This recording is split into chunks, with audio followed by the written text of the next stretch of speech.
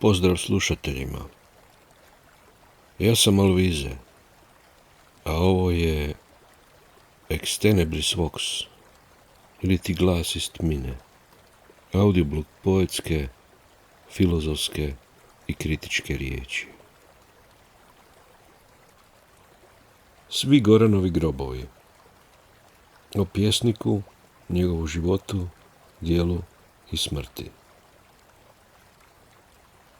Ivan Goran Kovačić je bez sumnje tragični lik hrvatske književne scene, a mitski je status stekao tek posmrtno, dijelom vlastitom umjetničkom zaslugom, dijelom mučeničkom sudbinom, dijelom zbog ideoloških potreba poslijeratnih jugoslavenskih vlasti.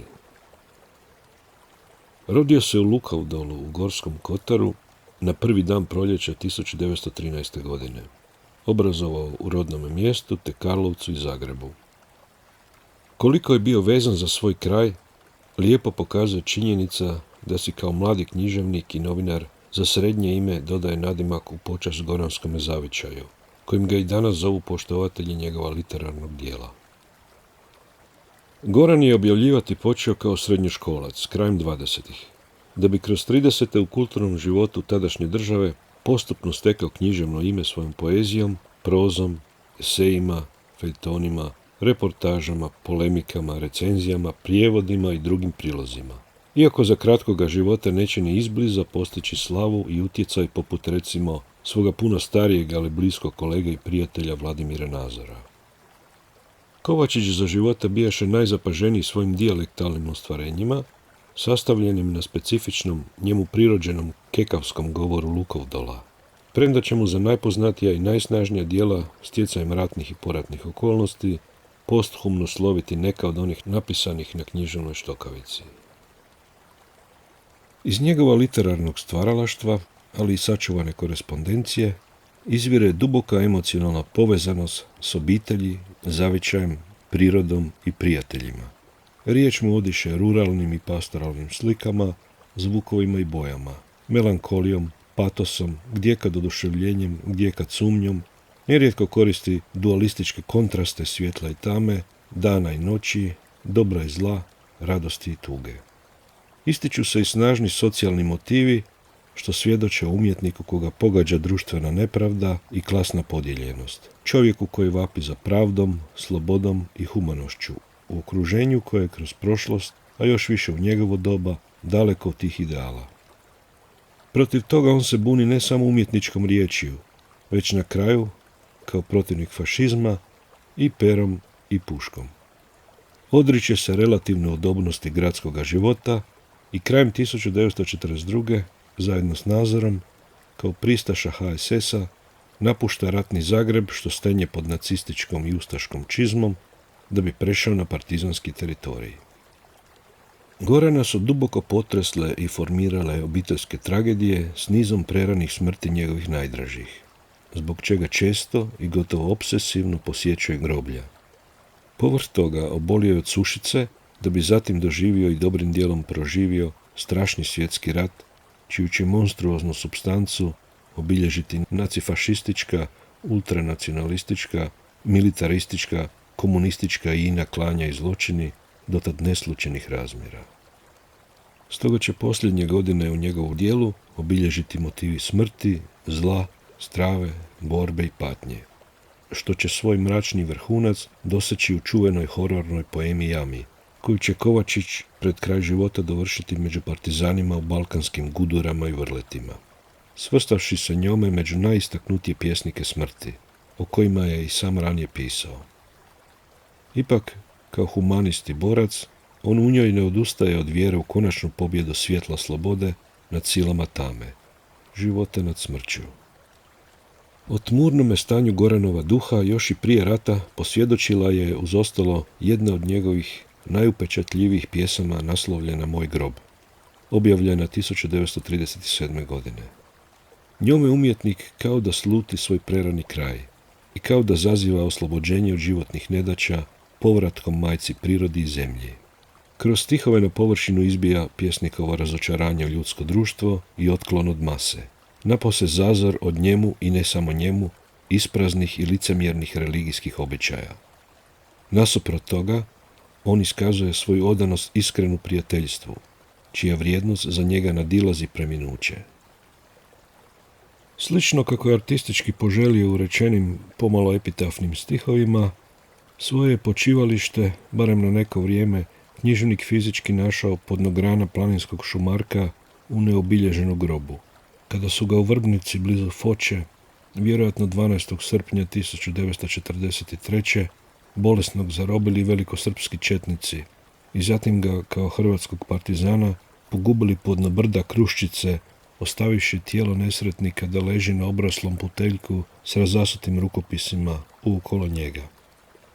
Lokalni žitelji koji su ga sutradan ondje pronašli mrtvog, bili oni u dosluhu s četnicima ili ne, pokopali su njima nepoznatog i ne previše važnog partizanskog pjesnika u neposrednoj blizini mjesta zločina.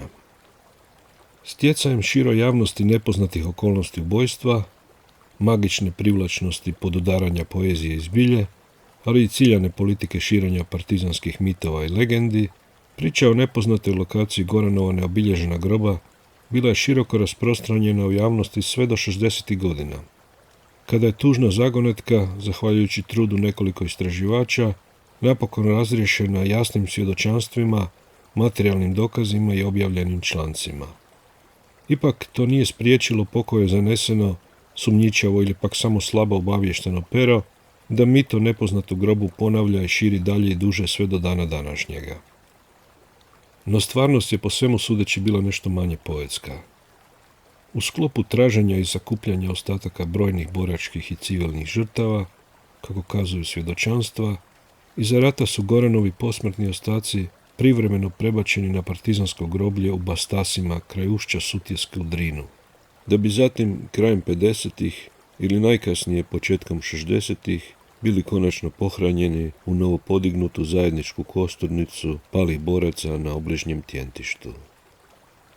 Mali dio njegovih posmrtnih ostataka, slučajno preostao i naknadno pronađen u prvotnu grobu, vraćen je iz Bosne u Hrvatsku, gdje ih je proučio stručnjak za sudsku medicinu.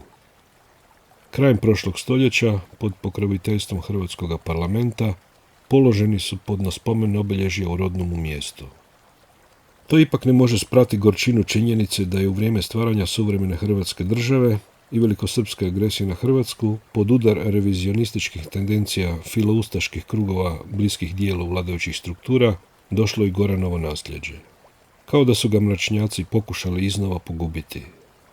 Srećom, bezuspješno. Njegova stvarnog ubojicu, četnika Boru Blagojevića, koji je na dvije noge i s jednom preostalom rukom krajem rata zbrisao iz Jugoslavije, zajedno s hordama nečiste savjesti, likvidirala je njena tajna služba sredinom 70-ih u Belgiji.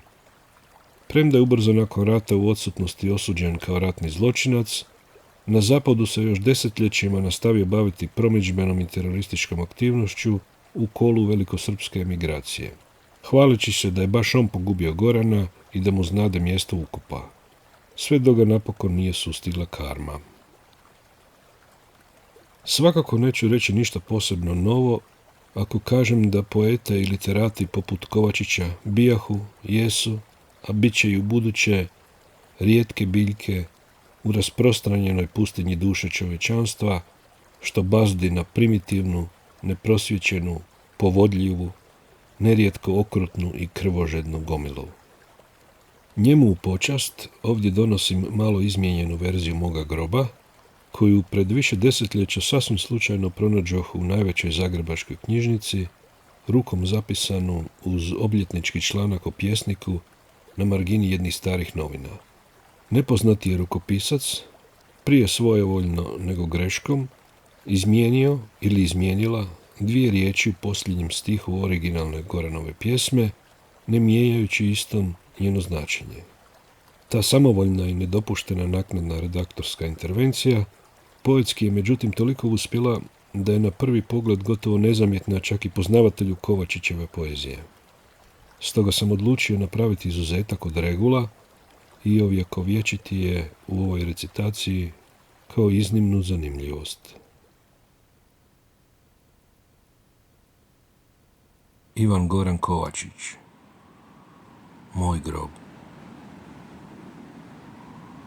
U planini mrkoj nek mi bude hum, nad njim urlik vuka, crni grana šum.